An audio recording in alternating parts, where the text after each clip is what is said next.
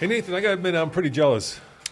Yeah, I got a chance to hang out with one of the most powerful cars in the world. Yeah, 1,025 horsepower. Yeah. Naturally gotten from E85. I was going to say aspirated, but I forgot it's supercharged. No, the supercharger's huge too. We'll get to that in a minute. Yeah, it's an epic car. Well, I got to go drive the Ioniq 6, which is the next electric car from Hyundai. So which of these two should we talk about first? Honestly, how many of you people out there, show me your hands. Show me your hands. How many want to talk about the Demon, the last of the breed? And how many of you want to talk about the EV6? I could tell there's not a lot of hands. You think people want to hear about the electric car? No, I don't think. I think that okay. Why don't we do that first? Let's talk about it. We'll talk about the Demon. No, but okay. I'll tell you what. What?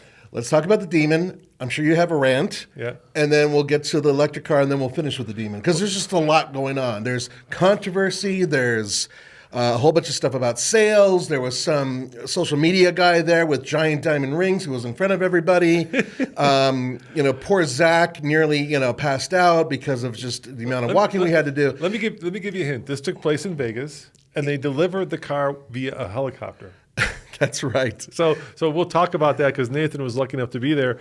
But before that, we got some hate mail, dude. Oh, no. And I was not going to bring this up, but this is your fault, so I am going to bring this up. Oh, it's my fault. It is absolutely your fault. Okay. So do you remember Stubby, our work truck? Yeah. And remember your idea for it? Yes, to make it into a moneymaker. Yeah. What was your idea, Nathan? Tell them what your idea was. So for those of you who live in urban areas where there's dogs that live in your backyards, there are a lot of companies out there that do pooper scoopers. Mm-hmm. And I thought that was a good example, just an example, mind you, of a company that would be perfect for Stubby, which is essentially the most basic pickup truck you can get in its class, except for this one has four-wheel drive, which is perfect for Colorado. So you could use it for lawn maintenance or all these other things. And I thought pooping the scoops is good. Or scooping the poops. So you turned it into a dog poop cleanup service truck. To a certain degree. So and you wrapped it with sayings like, we're crappy and we know it. We're crappy and we know it. Think about that, guys. Come on, that's TFL, catchy. Turd and turf. Turd and turf. There you are. And you put a big sticker of a dog taking a dump with a bunch of turds everywhere. There's 6 turds on the truck. So I got an email from one of our viewers. Okay. And he said, "Dear Roman, why do you allow your wonderful business to be advertised with a turd?" Oh. And he keeps going, which many folks will remember. Oh. Why set the bar by being common and base? Common and base. Well, that's me to a T. A lot of people don't like my humor anyway. Guys, there's a couple things to keep in mind. First of all, it's a gag, so get over it. Maybe buy a life. But more importantly, seriously, it's aside from the humor of it, there's a real point to be made here. And yes, of course, the stickers will eventually go away. They do come off. They are stickers. They're stickers, guys. But the real point here is that we did want to show that truck, it could have been anything. It could have been plumbers, and I would have probably put, our crack is there to attack or something like that. And that would have actually gone down even worse with some of you people. So this is actually... Your crack is our crack. Well, no, I was going to have a plumber's thing and show a picture of you and then superimpose plumber's crack on it or something like that. Oh, I should be happy with the... They should be happy with it. It could be much worse. That's what I'm trying to say. It could have been worse. The most important part is that, guys, we came up with this idea because we wanted to show as an example that this truck is really good for local businesses and small businesses like that. And as goofy as the turd thing is, it still is a real business, a legitimate one, and there's quite a few companies that do it. And it's kind of new if you think about it.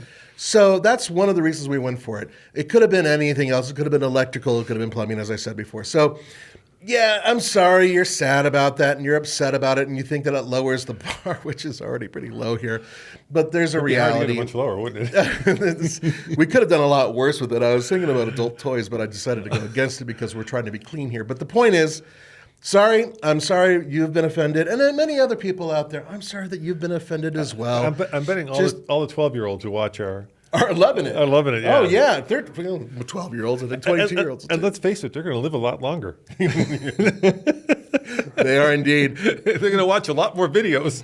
They are indeed. So anyway, but hey, if you have a suggestion for the next time we get one of these types of trucks or vehicles that you would like up there, send it to us. We do read our emails. We do read your comments as often as we can, and we respond. And so if you have something really cool, send it our way. Actually, I blame you. What was his name? Gary. Todd? Gary. Matt? Gary. Okay, Gary. All right, Gene. I'm going to call you Gene instead of Gary because I didn't want your name to get out there. Sorry, Gary. So, Gene, here's a great idea. Next time TFL's doing anything and they do something that you don't like, immediately let us know and come up with a counter idea. I kind of feel like he's trying to cancel us. Oh. We're not going to go there. But anyways, I'm sorry. I am sorry that I offended anybody by doing that or the other silly jokes that I do. But this is the part that makes Roman interesting. Me.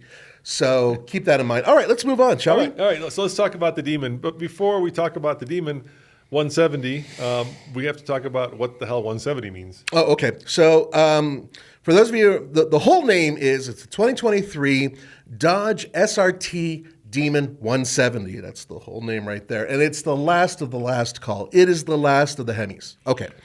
And what they did, in order to make it put out 1,025 horsepower and 945 pound-feet of torque, is you can do that by using E85, which is 170 proof, for those of you who are interested in sipping it. That's where the 170 comes in. And that's why the Demon decal on the car has a neck tattoo that says 170. How many automakers have a creature with a neck tattoo? Like, that's pretty gangster. I love it. Wait, so we do a joke about a little turdy truck and people get offended, and these guys are, combining alcohol. Yeah.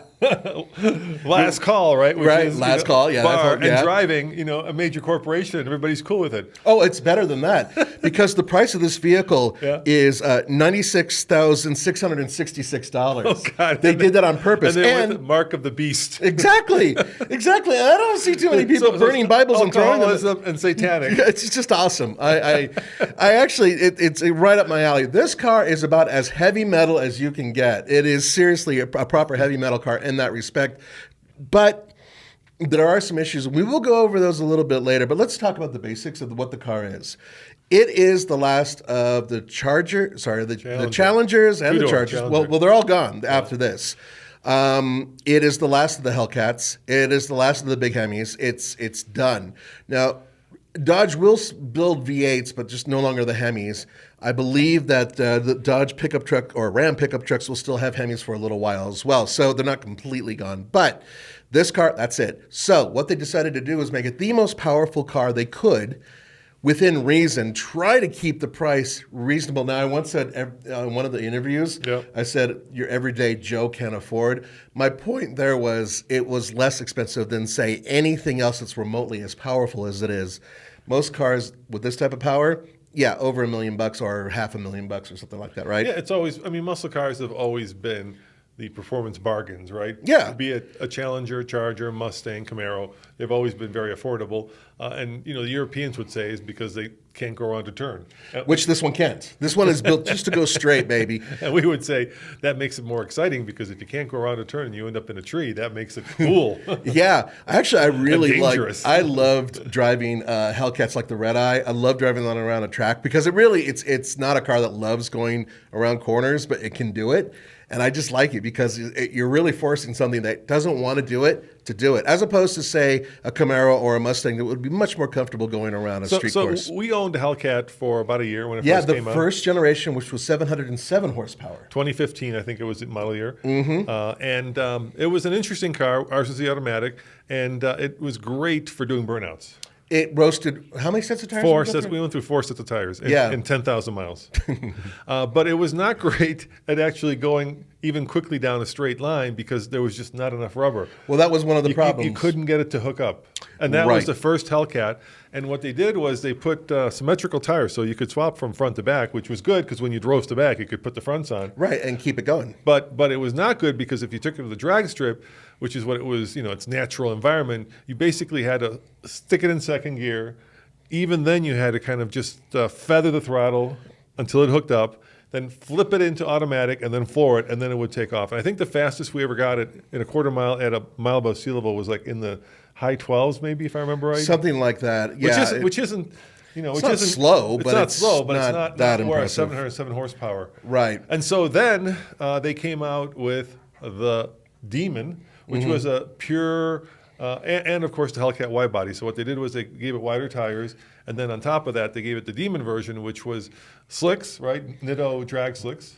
Well, that was one of the options. You got it in a crate. You got it in a crate. You could lose the interior, and that car had a certified NHRA time of I think 9.6, if I recall, in the quarter mile. Something like that. This is basically Demon Part 2. That's essentially what this is. And I know a lot of people out there are upset about the fact. Because they said this is limited run. This is limited. And now they came out with one, and that one was 850 horsepower. Yeah. And now they're 175 more.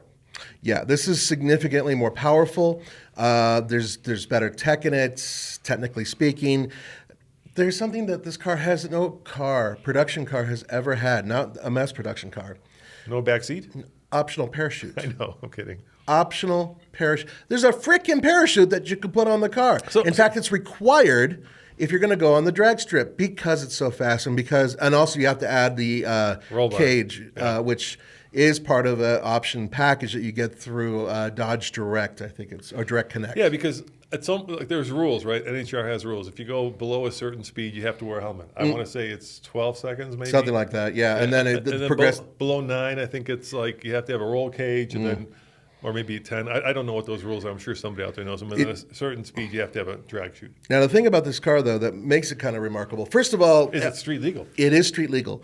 I didn't mention 0 to 60 times. According to, now this is the NHRA that actually has documented this with Dodge, 1.66 seconds. On a prep surface. On a prep surface. Keep that in mind, that when you drive on a drag strip, it is entirely different than driving on the street. Yeah, they spray like this rubbery, gluey. Oh, they do more than that. They actually scrape the track with actual rubber from tires when these things will go there and make a horrible noise as they scrape and they heat the track and everything else, which makes it super sticky. If you walk across wearing sandals, you will not be able to actually exit with those sandals on. I'm going to take a stab at this, and I probably got it wrong, but I think the stuff they spray on is called like LHT or something like that.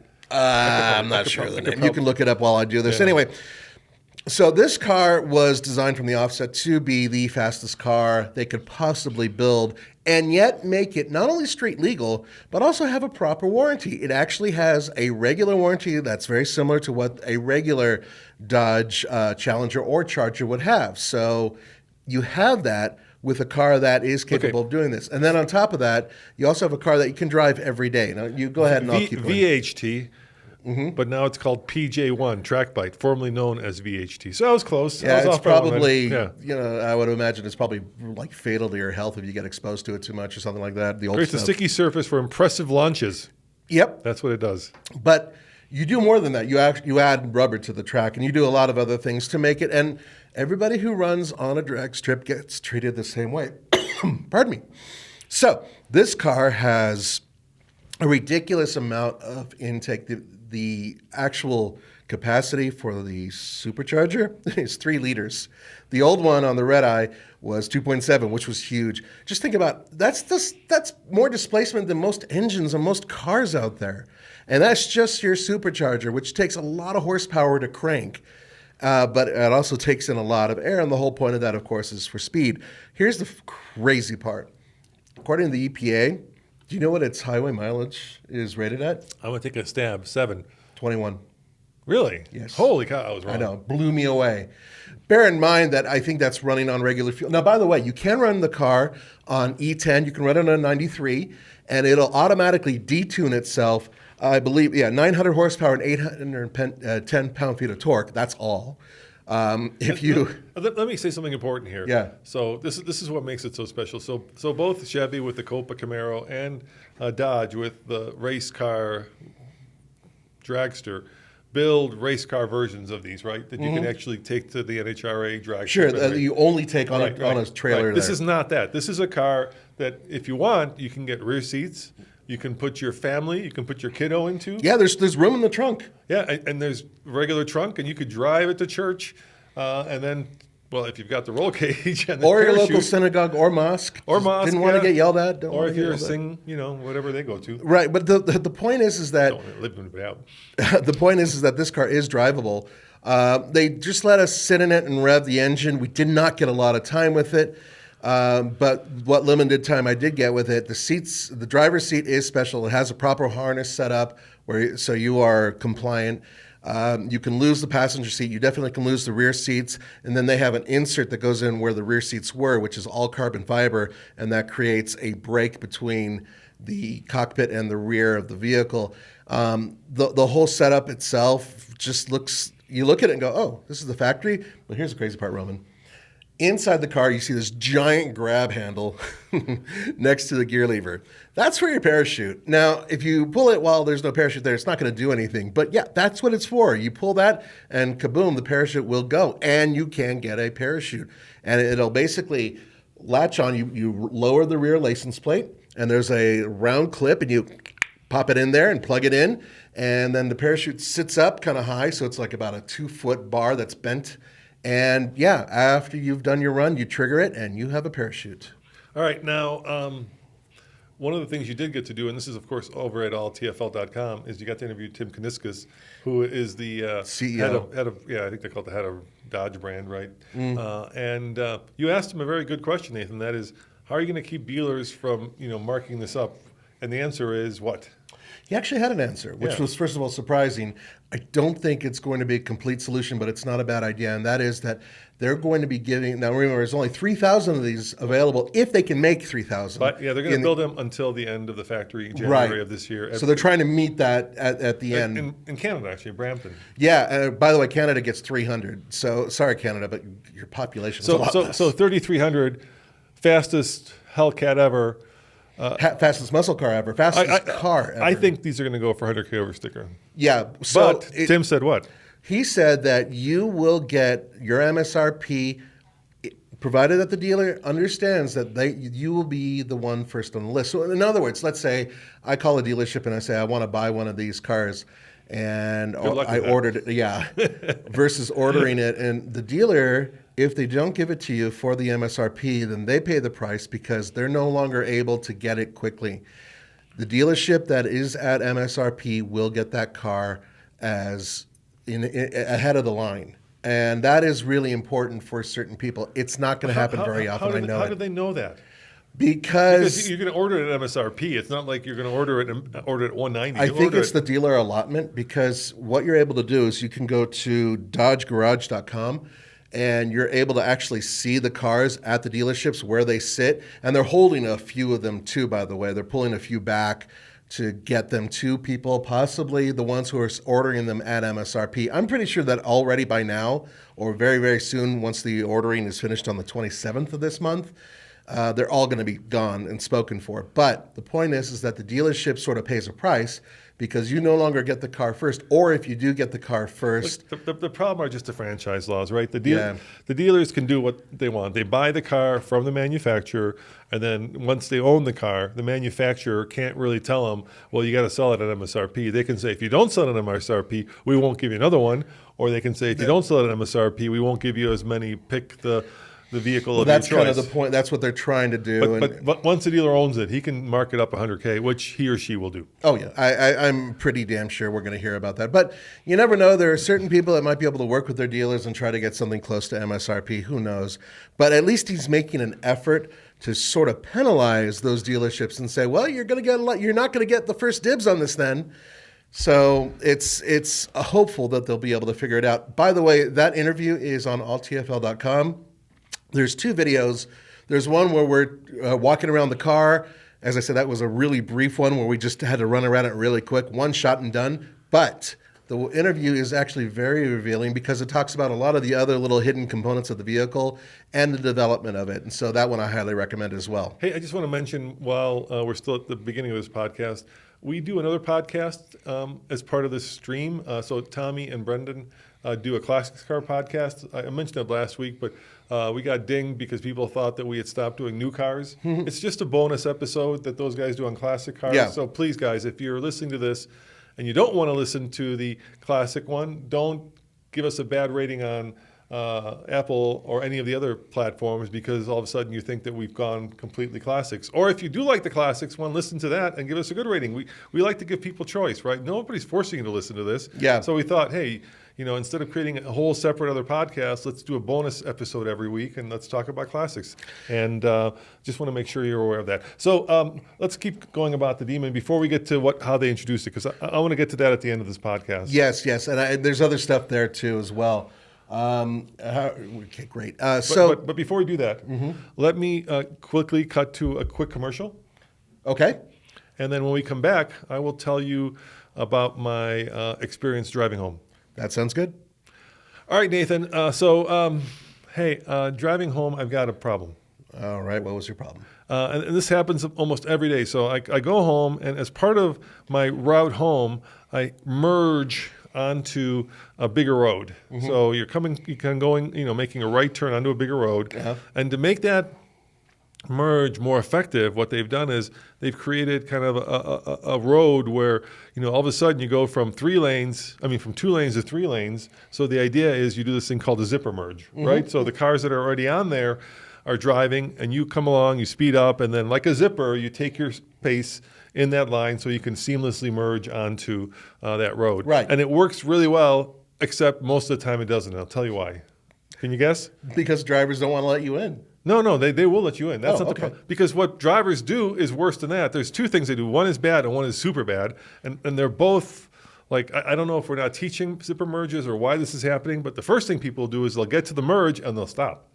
Oh, I've seen that where they're in the merged lane where they're supposed to go on and they actually stop. There's no stop sign. No. It says merge, right? You get that They double, freak out. They freak out yeah. and they stop, and I've then they seen sit that. there and they wait for the light to turn red, and all this traffic backs up behind them, and people are like, why aren't you going? Yeah, and then other people get impatient and they'll pull out of line, cross the double line, and merge, and of course honk and flip the person off. But at the same time, that creates a traffic issue as well.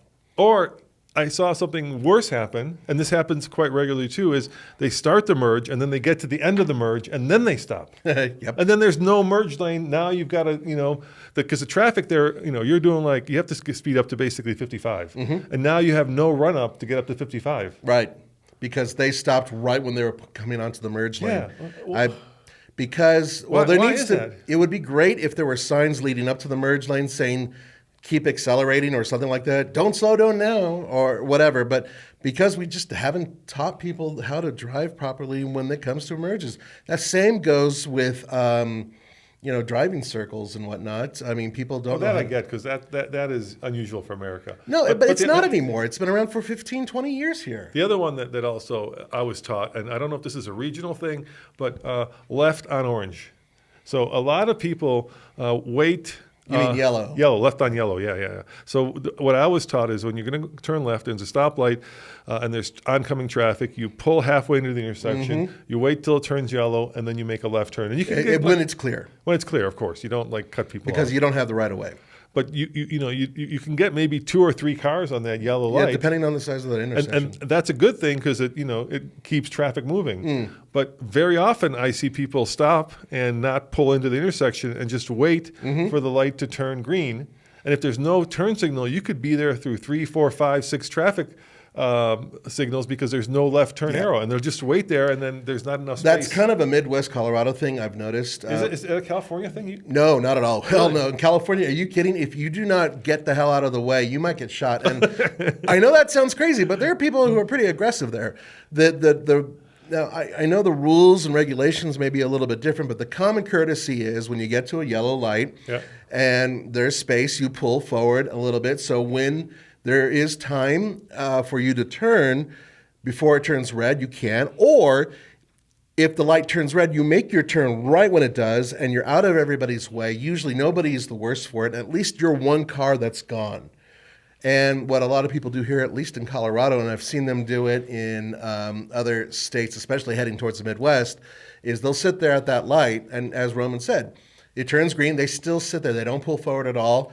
A lot of traffic passes them by, turns the yellow, and they're still sitting there because nope, it's not, no room, I don't want to go, and then it turns red again. The good news is a lot of lights are starting to use arrows more often than not, especially larger intersections, which That's different. When you get a green arrow, you go. And I hate it when they look at the green arrow and don't go. I've seen that too. Ugh. Anyway, so, yeah, it's a good rant. I've noticed those two things, and I was curious if that was like regional or why. If I that's being think taught. it's kind of regional. I truly believe that California drivers, especially Southern California, because that's where I grew up, they're what I call offensive. They're out there to absolutely get it wherever they can as quickly as humanly possible. Yeah, because you've got, 30 other million people trying to Exactly. get someplace. And if you don't do that, you're going to be on the in 405 for hours. In less populated places, I think people are a little bit more leisurely about it. And as such, they're not willing to push as hard. As such, they're more defensive drivers. And I think that's where the problem is. You know what else I've noticed? I noticed this because, we have this Bolt, right? So we bought the cheapest electric car, which is a Bolt. And I'm seeing a lot of people tailgate me. And the difference between driving a Bolt on the highway and I'm going to give you a great contrast, the Raptor R is like night and day, right? Nobody's going to get on the ass of the Raptor R. And if they do, you won't even see them. You won't even see them. But like I was just driving the other day home, and there were people 3 inches from my bumper. Is there something about being in a small, or maybe a small electric car that just brings out the worst in people? Because look, the physics of that don't change, right? They change badly for me because if I get rear-ended, I have less car. Yeah. But the stopping distance for that person tailgating doesn't change. Is that just because people feel like they can intimidate you because you're like they're in a big truck and you're in a small car? You're in my lane, and as such, I want to make sure you move out of it because I need to get 19 feet further than you, and I'm willing to risk your life to do it. And have you noticed, I just did this thing. Here's a pretty funny thing. We were doing a stubby test, which we published that video. That video is great. So Case and Alex decided to find out, what gets better fuel economy, tailgate up or tailgate down. Right. And they did 100 miles of highway driving. Which is the find out thing that we've been doing for a while. But just by sheer accident, I kind of got in the same lane as I was heading out toward the airport. So I was following him, right? Right. And because there was traffic, there was, you could have gone as fast as you wanted. You could have pushed as many people, but after 50 miles, I would have still been next to that truck because it doesn't, you can't get ahead on traffic. It doesn't work that way. You think it does, but it doesn't, right? You maybe get 200 feet forward, but at some point when you do it over a large section of road or highway, you're going to end up at that same stoplight as the person that you tried to pass. Really, you are. It's just that's just within the way reason. That is true. I do think that. Well, I think that it depends. For instance, people driving in the left lane, when people are behind you and want to pass, you move the hell over. Because that's a passing lane, and that's what it's for. I think you bring up a good point. Like on the Autobahn, right? If you go faster, you are going to get further. And you're going to get there quicker. But in America, nobody uses the left lane as a passing lane. Or at least the people that try to use it quickly find that there's too many people who don't understand that that's a passing lane. And within a few cars, you'll run into somebody who's doing the speed limit or less in the fast lane, and then you got to go to the right of them, and then all of a sudden which is a worst place to pass. Exactly. There are signs out there that say stay in the right lane and less passing. There are signs out there reminding you of that. And I noticed that when I see those signs, people start looking at them and going, oh, wait a minute, I shouldn't be going 50 and 75 in the left lane. And they'll actually pull over to that other lane. There are an awful lot of people that really do generate a lot of hate by being in the passing lane or the fast lane, if you want to call it that, and going too slow. Even if you're going the speed limit and you think, hey, those guys shouldn't be passing me, I'm going the speed limit. Well, guess what? Maybe they have a really good, legitimate reason for going quick. So just pull over to the right lane. I'm going to raise my hand here. I've been that person who has been the left lane hog, and I'll tell you why. There are certain vehicles that just lend themselves to that. I'll give you an example, right? The Toyota Tacoma, right? For some reason, I'll be going down the highway, and I'll think I'm doing 65, which is the speed limit, right? And next thing I look down, I'm doing 55. It's just one of those vehicles that doesn't like going. I don't know what it is about that. When you notice that, pull over to the right lane. I know, but you forget about it. I literally think I'm doing the speed limit, and then the transmission and the engine just are at war with each other, and somehow I end up doing 55 when I mean to be doing 65. I'm not talking about having cruise control on or full self-driving. I'm just talking about driving regularly. Right. And that happens. It happens. And that Jeep I used to drive back and forth to work, I'd be in the passing lane, and it just, for some reason, once it hit 75, it's like, yeah, I'm done. I would rather go 65 or 60, and all of a sudden I'm going really slow. But the moment I realize that, or I realize someone's behind me, that means they need to pass, I pull over and let them go. And it's common courtesy, and you guys should be doing that. And then there are certain cars, right, usually sports cars, that do the opposite, where you think you're doing 65, but you look down and you're doing like 85. Yeah. There's a lot of cars where you're going way faster than you think you are. And you know what? This leads me to the next part of this podcast, which is a lot of electric cars are kind of like that.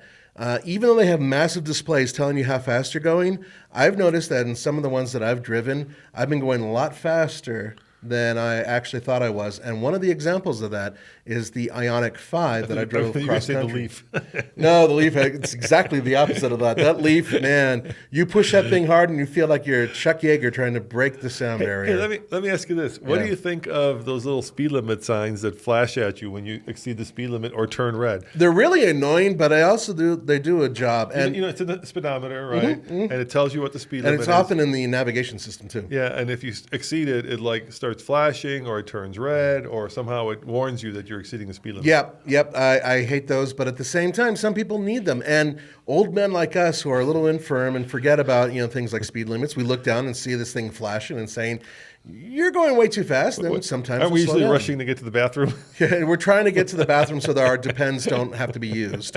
But it's one of those things where some people actually find it, a hindrance, and some people actually like being reminded that they're doing something wrong.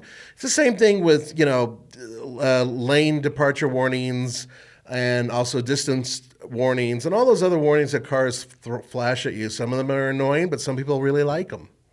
Yeah, So, I tend to kind of hate anything that's nanny state. Anything that kind of like is correcting you like you're misbehaving somehow. Right. Yeah. It just feels like I've lived through that part of my life and I don't want to be scolded for doing something bad. Yeah, I'm not disagreeing with you, but I am trying to think of the larger audience and what some of those people out there would actually find as a good takeaway from that. Now, speaking of that and modern conveniences and modern cars and, of course, electric, you recently went to an event and drove the brand new Ioniq 6. Yeah, so interesting car. It's let's take a step back. I was just thinking and talking to Tommy about like car companies that are really killing it when it comes to electrification. And by the way, I've been reading every time we do I could probably find one in a second. Every time we do an electric car video, like I just did on this one, at least 10 or 20 comments are very negative about, piece of, put in the profanity of your choice, electric. Electric is not the future. This is just, and I got to tell you guys, from where we're sitting, 20 years from now, there will be all electric cars. There'll be a lot of them, that's for sure. Unless there's some companies out there that are starting up and build, maybe Ineos that are building non-electric cars. No, there's other things like there's biogas that people are working on, Porsche for one, and some other things that might save internal combustion. But internal combustion is simply going to get cleaner. And by limiting it and making less and less internal combustion cars and making more options where people can have maybe two, a regular gas car and perhaps an electric car, it'll help clean the environment a little bit. Here's the issue with EGas, e-fuels, right? So e-fuels, there was Porsche just did this thing where they invited some journalists and some influencers down to Chile. That's where their plant is. To see the plant where they're doing e-gas. It's a partnership, I think, with Mobil Exxon. And I love the idea of having carbon neutral fuel, which is great, so that basically you're not creating any more carbon and you're not creating any more pollution. Except there are just a huge problem with it, Nathan, and I did some research into it. And the problem is, okay, let's define first what it is. So what they do is they take water and they take carbon, I think, right? Or no, they take air and carbon and they put them together using vast amounts of energy, and this is where the problem becomes, to create a fuel that then becomes carbon neutral. So they're taking carbon out of the atmosphere and they're creating a fuel out of it. So when you burn it, it goes back in the atmosphere, but you're not burning like dead dinosaurs to create additional carbon. Okay, yeah. All good, love it. Let's let you drive your Demon, right, and keep driving it for the next 50 years. Here's the downside. That energy that it takes to do that is 4 times the amount of energy that it takes to plug in your electric car. So that energy has to come from somewhere, right? Right. And if it comes from wind and if it comes from solar, then it's good. But that wind and solar could be used to generate electricity, which would then be 4 times more efficient. Right. And the other problem with it is, even if let's say you decide to go with wind and solar, and so you're not using energy that is burning carbon. The plants in Chile, you still have to truck that stuff. Well, to the rest of the world. Okay, so I agree with you in that respect, but also and that also creates the carbon. plant itself is a model plant. It's just a start, and then they're also talking about Put one in this is Ohio. early. This is early adoption of this technology. Now, what happened when we first started seeing cell phones 30 years ago? They were the size of bricks, they were heavy, they were almost useless, and they were running on nickel metal hydride. Now they're much more efficient and they can do a lot more. Progressively, technology over time makes things more efficient. So if they can find a way to start developing this fuel in a more efficient way, which you have to start from somewhere in order to get to somewhere, right? I think that they might be able to find a more efficient way in the future to make this fuel, and then your argument will no longer be valid. But the problem with your argument, and I agree, the technology will get better. Mm-hmm. The problem with your argument is that you have two technologies, right? And let's do like a comparison, right? You have a car from the 1930s that is a 12-cylinder, supercharged 12 that puts out 200 horsepower. Okay. At the same time, you've got 300 horsepower. I'll say it's even I'll give it 300. At the same time, living in that same world, right? Mm-hmm. You've got a technology which is the Toyota Yaris GR, which is a 3-cylinder that puts out 300 horsepower out of 3-cylinder turbocharged. One gets like 30 miles to the gallon, the Corolla GR, whatever it gets, one gets 8 miles to the gallon. So you're saying, yes, in 50 years, you will get to where the Corolla is, but why wouldn't you just go with the Corolla when you have it? You see the problem. Why wouldn't you just use electricity, which is also in every household, as opposed to having to, so take out Because chili. it's not that clean. It's clean in the end when you look at the end game between an electric car and a gas car. It's four times more efficient. But Four times. But what you're missing is eventually, if that biofuel is made at a much cheaper amount, which it might be, if it's made in a less dirty way, which it may be. I agree. If all these things happen, then suddenly these vehicles, and there's over 1 billion cars and trucks and motorcycles that are out there right now that run on internal combustion fuel. Right? Now, what if we were able to get to a point where we could power a lot of those older vehicles on this stuff? I'll give you another example. Okay, so but that's why it's completely valid that they keep trying to see if they can get to that point. Let me give you another example of that, okay? You live in a city, or you're like me and you love to bike. Mm-hmm. You're still breathing that crap. You're still putting out pollution back into the air. Whereas with electric, if I'm living in a city and I've got 5,000 cars streaming under my window, I want those cars to be all electric, Nathan. I do not want them to run on e-fuel, because e-fuel is, once again, putting the same crap that you have in gasoline back into the air, and I'm breathing that. Or if I'm on my bicycle and a car passes me, I'd rather have an electric car pass me than a 20-year-old Ford Power Stroke, because it's going to basically stink me and pollute me off the highway. So yeah, there are, I think, a lot of good reasons, and I agree with your arguments. But at the end of the day, I'm still breathing bad air. Those even if it comes from pollutants are nowhere near what they are with the current unleaded fuel. They're aiming for almost net zero. I mean, you can even look at. But you will get net zero when the car is new. But 5 years down the road, it won't be net zero, especially if your cat's stolen.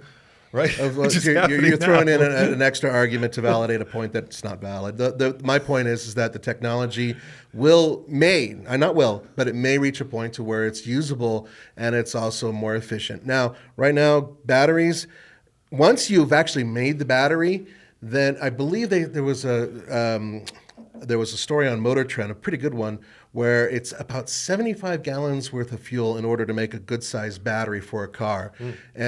But once that battery is built, then you're sort of reversing course, and the electric car progressively becomes more and more efficient, to the point to where after a couple of years of ownership, it is far more efficient than the gas vehicle based on the amount of energy it uses. This is a long argument that it's its own podcast.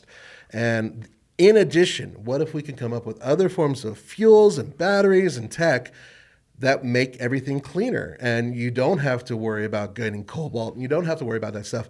And my point is that in the future, the same is happening with batteries. You seem so you've got the Corolla and you got this old Bentley, whatever the hell it is, right? They're both progressing. It's going to take you 50 years to get to where the Corolla is, but you could take that electric car and you can change the battery. And apparently you can take any two minerals in the periodic table and combine them, form a battery. It doesn't have to be the rare earth metals. They're working on sodium batteries right now. So yeah, the e-fuels are going to get more efficient, but batteries are going to get more efficient and less damaging to the pocket. Yeah, but you're still not thinking about right now, what's currently happening with those vehicles. Well, okay, let's think about right now, all right? Let's talk about right now. I think your argument is really valid. You're right. There's a billions. There's hundreds, over a billion vehicles. out there. E-fuel today, $40 a gallon. It's not feasible in any stretch of the Once imagination. again, that's today. But as I said, technology moves forward. A battery that's in this phone, this lithium-ion battery, right? Yes. Used to be extraordinarily expensive. Now you can buy a lithium-ion battery for a few bucks that works in a phone. That's how technology works. That's how demand works. You basically find a way to make something cheaper and cheaper, so more and more people buy it, your profits go up. Now, if you can find a way to make it cleaner, which is the whole point here, then suddenly you're able to provide a type of fuel, if it works, mind you, that can power vehicles that are currently on the road, including saving internal combustion for those people who don't want to go to battery. Dude, I'm with you. I would love to own one of those demons. I would, I'd give my Can you imagine powering that thing on something that's not going to absolutely annihilate the universe? It's kind of a nice idea. I would love that, but at the same time, even as quick as it is, you could probably build an electric car that will beat that in a quarter mile. Well, because of right its now the torque. fastest car it Rimac. beats is the Play. No, the Rimac is, in terms of a mass-produced car, it would be the Tesla Model S Plaid. That is a 0 to 60 in 2-second car. Yep. And it could do it all day long until the battery bursts. But that car is not as fast as this one. On the same drag strip, this one should be able to go faster. Rimac quarter mile, according to the internet, 8.52. Yeah. That one's 8.6. Yeah. But So, the Rimac is not a mass-produced car. There's only a handful of them. On any given day, I guess it depends on. I don't count the Rimac, and I don't count. There's a lot of other fly-by-night. The Navara, right? Yeah, that are like 5 or 6 cars that they built. Sorry, No, Rimac's owned by Porsche now. They're Yeah, not. They're not fly by night. they are fly-by-night because how many Rimacs are out there? The guy who runs Rimac now runs How many Bugatti. are out there? They just started delivering them like last month. There's not many out there. Until it's a mass-produced vehicle, it's not a quantity. Anyway, I'm just saying you could probably get those same numbers in an You electric can car. in an electric car very easily. And the thing is, with an electric car, it's like a light switch. You just keep on doing it I'm not until your saying- battery heats I'm not up. saying it's going to be very fun. No, but there's a real point there, but I don't want to go into that part of it. But you still haven't talked about at all your Ioniq 6. We did promise All right, that you would talk let's- about it a all little right, bit. Let's do another commercial, Okay. and we'll come right back. All right, so the Ioniq 6 is built on the same platform as the Ioniq 5, Which I love. which is a good platform. And they did something interesting, Nathan, Mm. which I didn't know. They shrunk the wheelbase by 2 inches, and they lengthened the car by 8. Well, that's probably for aerodynamics, isn't it? It is. Yeah, they said that this is an interesting car. I looked it up. So everybody says it looks like either an Infiniti or a Porsche, right? Because it's a sedan. It's a kind of a stretched out sedan. Okay. And they said that they based it on the Stout Scarab. Oh, I know what that is. That's that 3-wheeled thing. It's not. I'll show it to you. Hold on. It was built years and years ago Yeah, as an exactly. aerodynamic exercise. Yep. And if you look at it, I could see that. It's a streamlined effect. And so there are a lot of other cars that kind of look like this too. Essentially, think of a raindrop that's So do going. you see the? That's a stick out Scarab. Yeah, so for those of you who can't see, this is a car, I think it was built in the 1930s. Yes. And it was one of the early adoptions of proper streamlining. And that was also around the time that Chrysler was doing their Streamliner and some other ones. Yep. The Airflow. Airflow, yeah. that's right. Yeah. And then they started streamlining trains and whatnot. And they found that, aerodynamics actually helps. It's got a In this case, it's like a teardrop or a raindrop on its side. And so the air flows off of it in a natural way, which makes it a lot more efficient than its brother. So it's got the U.S. version has a airflow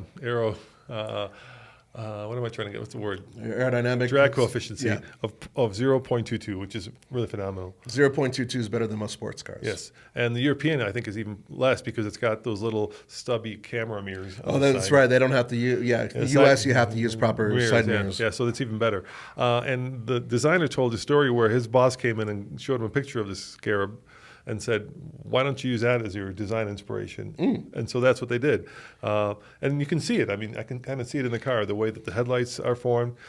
So they built this car, and then because like you said, technology moves on, they actually improved the efficiency of the Ioniq 5, not just by making it more aero by making it longer and stretching it out, but by increasing the efficiency of the motor, of the circuits, so that now the long-range version, get this, gets 361 miles of range. That is really impressive. Is that rear drive? That's rear drive, Okay. yeah. The And car starts, just for you guys if you're interested, it starts about 43, and the one I was testing, which was the all-wheel drive, which gets, I think, 320-ish or 302-ish, one of those two, of range, costs about $59,000. I think mine was 57. Now, where was that when we drove cross country from Yeah, I know. from California to Florida? We did the Ioniq 5 had a range of, I think it was like under 250 miles with the all-wheel drive. It was 230. Does that sound right? Yeah, but so this is 361. Wow. That is really impressive. And actually, I drove that car because the one I drove was, I think, 45,000. I think maybe it was 55. They didn't have a Monroney, and we couldn't find one. Okay. But anyway, I drove that car, and it actually, I liked the driving dynamics of it more than the all-wheel drive one. It just felt lighter and more responsive. Really? Well, it is a lot lighter with Only one motor. And there's less restriction, too. Exactly. And the other way they did it is they created a clutch where it disengages the front wheels if you got the all-wheel drive one, so that you. Oh, good. Less drag. Yeah, exactly, and less friction. Right. So charging times are also fantastic because it's 800-volt architecture. okay. So they're saying 10 to 80% in like 18 minutes. Up to 250 kilowatts of charging. And I want to say there's two batteries. There's a small battery and a large battery. And I want to say, if I remember right, the large battery is 77 kilowatt hours. Okay. Which, getting 361 miles of range on 77 kilowatt, 77.4 is pretty phenomenal. Yeah, and that might be usable. Just a huge amount of back seat legroom. That 8 inches that's where it all But went. what about the headroom because of that shape? Does it impede In the front, headroom? it's not bad. In the back, you got do have to lean forward, don't you? Scrunch down a little bit. And it's got, get this, it's got over 700 pixels in the design. Oh, you mean in terms of the lights. infotainment system? No, pixels in the headlights, in the taillights. Oh. There are these, the pixel design is what they're using. That's right. You can kind of retro, you can see it in Ioniq 5 too, and there's 700 of these little squares that make up like the turn signals, that make up the brake lights, that make up the headlights. It's pretty cool. It is pretty cool. I would really hate to be the guy who has to replace that if there's an God, accident. yeah. It must be ungodly expensive. But it's a really cool car because one of the things that a lot of people have been worried about is an affordable or somewhat affordable vehicle that can go long distance. Right now, the Lucid Air, I believe, is still champion. It's like, 500 miles? Almost 500. It's not affordable by any stretch of the imagination. Not even close. Not even close. So the thing about this car is it's already on sale. But let's say the one that I drove, the all-wheel drive, you compare it to a Tesla. Okay. Tesla still gets the $7,500 Tesla Model Y tax credit. Because it's built here. Built in Austin. Whereas the Ioniq 6 is built in Korea, so you're not getting that. If you lease it, I believe you can get yeah. And then to make up for that, one of the things they're doing is they are giving you 2 years of free charging on Electrify America, I believe. Okay, but is there a limit to that, or they just like keep on charging all you want? 2 years of unlimited charging. Okay, well that's something, I guess. That's going to clog up a lot of chargers. They need to establish more chargers. And hey, we know this. Let's just take another quick aside here because I'm really enjoying this. Okay. I was just talking to Tommy, and he was like, "Why is Lucid building a $160,000 sedan and not a $60,000 crossover?" As much as I love the Lucid, I don't. I think it's almost like the guy used to work at Tesla, and he's like trying to prove to Musk that he can, the CEO, right, that he can build a better like Model S than Musk, which he probably has done. But congratulations, he did it. Now move on and get to the next thing. Yeah, why wouldn't you, like Rivian, do a truck or do a 3-row? Why would you do a sedan or Fisker? And that also begs the question, is this thing going to sell? Because now you've got a segment that is, not the hottest segment in America anymore. It's dying.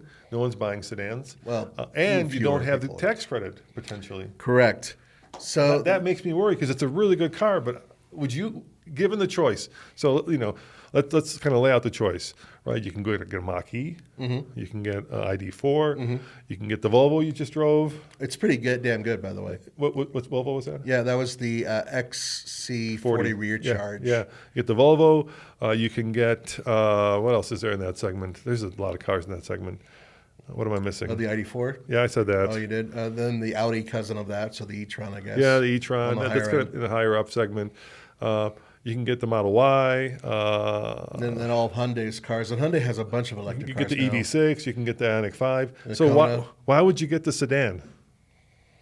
Some people like sedans. Yeah, you think that there's enough people out there? Like, I mean, you go to California and you still see them. You go to New York, you still see them. But here in Colorado, sedans are far and few between. Well, also in Colorado, we like all-wheel drive and we like a little bit of ground height so we can get over snow. I mean, it's a different need. But I know people in California that actually really do prefer sedans. And guess what? California, it's just Southern California alone, is 5 Colorados in terms of the amount of automotive demand they have. Oh, for sure. Yeah, we You got know 5 what I million mean? The people. massive Yeah. population there. Oh, I mean, what? Texas, they like sedans and pickup trucks. Like what? Half of LA is probably the size of Colorado, the entire population. Yeah, I'd say easily. Yeah, so I guess you're right. It just makes me worried because it's an interesting car. It certainly is unique in its styling. They're way out there in terms of kind of where they're going with it.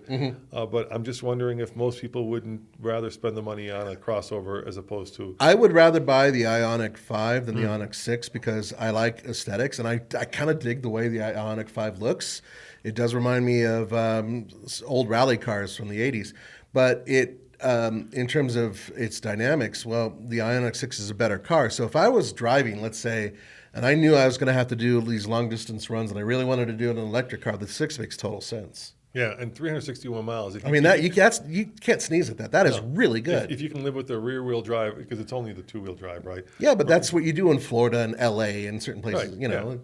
You don't need all-wheel drive for a lot of that. And I got to tell you, they know how to build a car. That thing looks like it's built out of one piece of metal. All the materials feel expensive. You know, you've got two 12.3-inch screens, which are very responsive. Every button feels. There's a weird thing. The window switches are in the middle, kind of like a mini. Yeah, I saw that. I remember I was scratching my head about that, and I'm not too keen on the stock control No, I for don't drive like the stock. and It's all stodgy, that. yeah. It's weird, but you get used to it. Now, keep in mind, this is Hyundai Kia, so Kia is about to introduce their EV9, and that thing is going to be insane. It's a proper crossover. I mean, it's a block. Yeah, it's beautiful. So it's exactly the 3-row, opposite. 3-row, yeah. 3-row. I think it's fantastic looking, but it's With seats that swivel, second row swivel. But think about how different it is from its cousin, because they do share some components, I bet. This Hyundai, right? God, this podcast is going to be so hated because all the muscle car guys would be like, "Why are you talking about EVs?" And all So the EVs. let's loop that back to real quick All right. while we still have the time. So in the last part of this podcast, Yes. So now we've talked about the car. Tell me what happened when they introduced it, because you were at Vegas at the strip at- Roadkill nights, right? Yeah, that's So right. so walk me through how they introduced it and what do they do with it? Well, first of all, we were brought in there in the morning. We had access to the car after somebody else took their sweet time having access to the car. And after we got a chance to do that, we got to start it and rev it and everything else, but that was it. They put the car away. Then they I shuffled heard they us. were really worried about because you got it. They wanted to surprise the world, right? Yes. So they were really worried about like somebody walking by with a phone And there were some people driving by, and this one guy in this like Mitsubishi or whatever, a rental one, did a lap around the car while we're about to film. And oh my God, look at that! And I heard right after you're done with it, they like covered it up right away. immediately, and that was why we had a cutoff. Yeah. And that was why we, having access to that car was thank important. you, Dodge and Tim, for letting us get there early and letting us. And Dave, yeah, and thanks Dave, guys. yeah, and Rick. And Yeah. Rick, Yeah. well, especially Rick. Yeah, thank you very much. Anyway, and they were all there, by the way, for this debut. Now, the reason why this is such a big deal, aside from the fact that obviously the car, is the fact that they're going to do some special stunts. They love doing that type of thing. Well, I remember it does a wheelie. Oh, the car will do a wheelie. It will do a wheelie pretty damn easily, actually. So anyway, we were brought over. They had some areas for us to hang out, some VIP places. They even had a place where they were rolling cigars. Yes, I did take a little time out for myself in that moment. But then finally, near the end of the day, they brought everybody out. The grandstands are full, and they brought out Jay Leno. And Jay Leno did a little shtick about his whole thing with cars and having certain Mopar components and cars and blah blah blah. Mopar or no car? That was some people's attitude, and there are a lot of Mopar fans in those stands, and they didn't want to wait. Well, at 6:30, that's I believe when they brought out a helicopter. Okay. They had a heavy lift helicopter basically lift up this car on a platform and fly it over our heads and then take it to the end of the drag strip. This is after all this other, of course, they've got people talking and personalities talking about the debut of the car and the history of Dodge, blah, blah, blah. They get this car to the end of the strip. Everybody's freaking out. It was right over our heads. And unfortunately, we were trying to live stream it, but we lost our stream, which is a shame. So you guys didn't get a chance to see it live. There's too many people there, yeah. It was just too much. Yeah. Anyway, it gets down to the end of the strip. Then they drive the car past. It does one mediocre pass, and then the helicopter leaves after the car. Was it the same car that you guys filmed?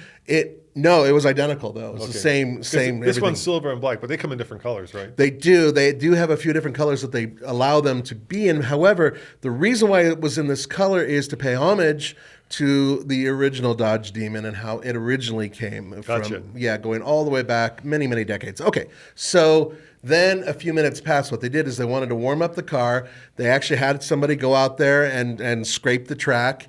And then they decided to do a couple passes in the car. And what they didn't, and they neglected to tell us, which we did catch on video, is that they had pyrotechnics ready to go. So when they launched the car finally in front of us, and it's just getting dark, all of these cannons with these massive flames explode in front of us, and we're only about 10 feet, 15 feet away from the damn car. So, of course, I'm holding the camera and I'm shaking around and everything else because I did not expect explosions in front of me. I thought the car blew up at first. I suspect you should have expected explosions, knowing the guys at Dodge. Yeah, I should have expected. Exactly. It was my fault. It was my. Fortunately, surprised there weren't jets flying overhead.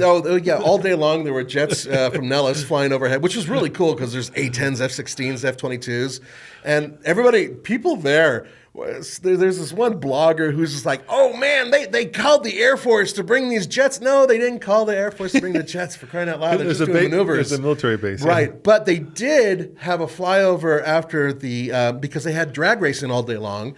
And when they did the national anthem, they did have a flyover.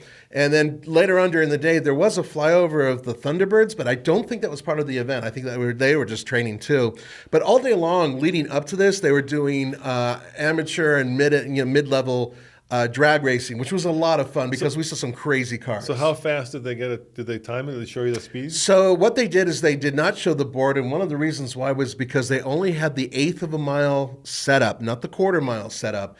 And I believe that was one of the issues they had. So what they did is after they ran the car and they already brought it back, they put up on the board its actual stats, not the stats of what it did. A lot of people in the grandstands were like, oh, that's bad. Well, what do you expect? I mean, come on. They're not going to show the car in a negative light. What are you expecting? So they did do a pretty damn fast run. It did lift its front wheels, man. That thing took off. And then they did a burnout with it leading up to that too, by the way. The thing had absolutely no problem getting that going. Keep in mind that this car is out of the box pretty fast, but you have to add to it in order to make it even faster. Yeah, so let's talk about that. So it doesn't get 1,025 horsepower on street fuel, on regular fuel, right? No, E85 in order to make that happen. Otherwise, it detunes itself. The car weighs 4,280 pounds. It's not light. And that's even after you put on the optional carbon fiber wheels, front and rear. Rear tires, though, and check this out. This is the first time that they've gone onto a mass-produced vehicle. They're the Mickey Thompson slicks, essentially. They are pretty much slicks in the rear. But they're street legal. They are street legal. They have just a tiny, tiny bit of tread on them. And God help you if you drive it in the rain. You're screwed, especially with all that torque. So, but you can drive it on the street like this. And then, of course, you got the very narrow 7-inch front wheels. And the car's not meant to really go around corners fast. If you do that, you're going to have a problem. In fact, if you look at the car, for those of you who are listening to this, the front fenders that normally make for a wide body have been removed, not only for aero, but also to save weight. Because you don't need wide tires in the front. You need skinny ones. So you don't really need the front flares. The rear flares, on the other hand, are needed because you have as wide as they could possibly make over 11-inch wide tires in the rear, which frankly isn't even enough. They probably should have gone to something like 17-inch in the back. Now, with the engine, did they do anything besides just add a bigger supercharger? There's a lot more to it. Almost everything from the crank up has been completely redone. That includes beefing up the transmission, the drive shaft. You have to, right? Yeah, everything has to be. Once you start, you have to keep going. And from what the tech guys were telling me, basically the entire thing, even though it still is a Hemi, that's a 6.2 liter, it is completely unique to this particular Demon. Yes, it's similar to the previous Demon engine, but that was 6 years ago. So this one is the newest interpretation of it, as such the most powerful version of it. And so everything about it has been updated, increased, beefed up, and made far more capable. How about the interior? Still same layout? No, the interior is a little bit different. Now, it's familiar for those of you who have driven really any of the Dodge products that are in a Challenger. So you have a very similar layout. However, there are extra components, as I mentioned, the parachute thing. That's a huge thing. This one did have a passenger seat, and it did not have the rear passenger seats. It had the delete, which was made out of carbon fiber that was placed there, which does save a lot of weight. But the driver's seat itself, it was all leather. It does have an optional, I think it's 11-speaker stereo setup in it. And not that you really want to listen to that when you're able to hear this amazing powertrain. There are some differences with the instrumentation as well because it's a different engine.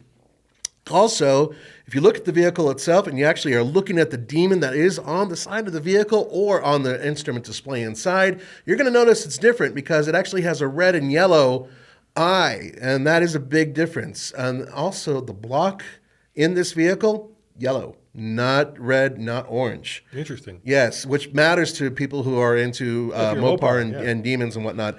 And then, of course, it has the neck tattoo that says 170. And once again, that is heavy metal. It's actually all yellow. Sorry, the eyes are all yellow. It just the way it looks, it almost has a red tinge. Right, it's so unusual. In the last few minutes that we have left, let me ask you this. We know that the e-muscle car is coming, the Daytona. They had it at the track, but they didn't let us near it. Yeah, so it's got this like front wing that creates downforce. Which looks amazing. It's got, I can't pronounce it, but it's got this little instrument that creates, and we've heard it, that creates an electric car simulation of a muscle car. Yeah, it's like a kazoo or a horn or whatever you want to call it. It shoots air through a tube, essentially, to make a certain noise. So my question is will that have more or less horsepower? Because you could easily get 1,000 horsepower. Hell, the Hummer EV has 1,000 horsepower. So will they aim for this car, or will they introduce it with less power? I think they'll introduce it with less power, but it'll be just as fast. That's what I think. Because it'll be heavier. Well, it'll be heavier, but it'll have all-wheel drive. Now, if you were able to use this much power, 1,000 horsepower, over 1,000 horsepower, you drop that time down. And if you had all-wheel drive, all four wheels kicking in, which is why a lot of guys who take, Nissan GTRs and just absolutely soup them up are getting incredible times because you have immediate hookup. Or heavy-duty trucks.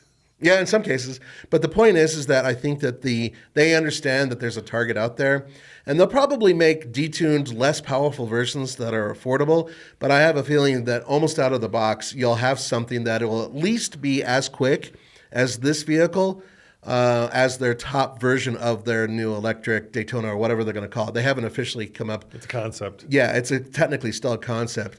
But they had it there. Daytona SRT, something, whatever. Yeah, there's a long name to it. Yeah. They had it there in a line of Dodges that go all the way back to the very first Dodge that Dodge Brothers built. And there was fun stories that they were talking about with the Dodge Brothers, who are some really colorful characters, by the way.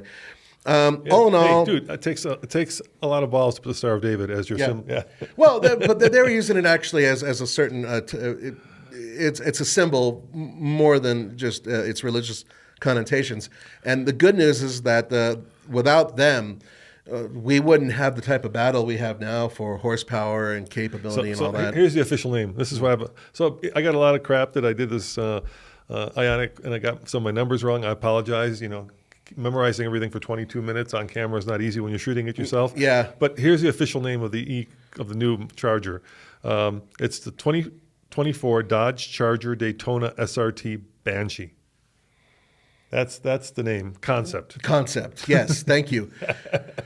I would love the name Banshee to be in there. And I'm pretty sure what they're going to do is they're going to have a variety of different ones, from a lower tune, affordable one, all the way up to the absolutely insane one that'll be able to duplicate or at least come close to these numbers. So if we could get our hands on one of these, which we're not, but if we could, will we sticker it up with TFL Turd and Turf, or will we go with something else? I would almost want to do that just to piss people off. Just add some dog, or have an image of me with the dog sticker about to apply it to the car with an evil smile. The fastest dog service in the West. You will get scooped before you know it. No, I would leave it alone. The car is far too precious because these things are going to be. I mean, 3,000. We get a lot more emails. Yeah, we're going to get a lot of hate for that. But what's a real shame is that we know that you guys do prefer certain types of content, and a vehicle like this, I do think would be an awful lot of fun. But I mean, let us know in the comments below if this is something that you would want us to even review, or is it just something like, yeah, it's too sad, I don't want to talk about it, because let's face it, this is it. It's over. After this, no more soup for you. Except, you know this, right? The story: Dodge is being sued because they said they wouldn't build anymore. Oh, that was with the Demons. Yeah, with the Durango and all that, and the Demon. They both have some issues. They're working on it. They're sorting it out. So I would say it's never over. I don't want to talk about the lawsuit. What I feel like that the problem with that is if you're a fan of Daytonas, not Daytonas, if you're a fan of Hellcats, right? Mm-hmm. Be it Durangos or cars, and they decide to build more, then you're like, hey, I get to have mine. The problem is if you already own one, then you feel like they've just taken. And they're working with owners to try to compensate and try to figure it out and everything else. Look, I don't want to get into that, but I don't care. I don't want to get into I don't care about them because but I'm saying why? It cuts both ways. We get more. That's what's important to me. More are going to be on the street. I don't care about that. I'm sorry, guys. I know some of you guys are like, I wanted my trailer queen so I could show it at car shows and eventually sell it for 3 times the profit. You're probably not going to be able to get that now. I think you just put your finger on it. It's people saying that their value of the car went down. But then to me, it's like, cry me a river, right? You got yourself a car not because it's an investment. Because it's an investment and not because you wanted to drive it. In fact, if it's a commodity, you probably aren't driving it. And as a car enthusiast, I hate cars that are bought and then stay in a private garage somewhere and they come out 5 years from now at Barrett Jackson. And I can guarantee you a majority of these will do exactly that. None of these will crack over 10,000 miles. Yeah, so I don't have a lot of sympathy for people who are out there saying, hey, that's not fair. I'm kind of like, buy the car, drive the car, love the car.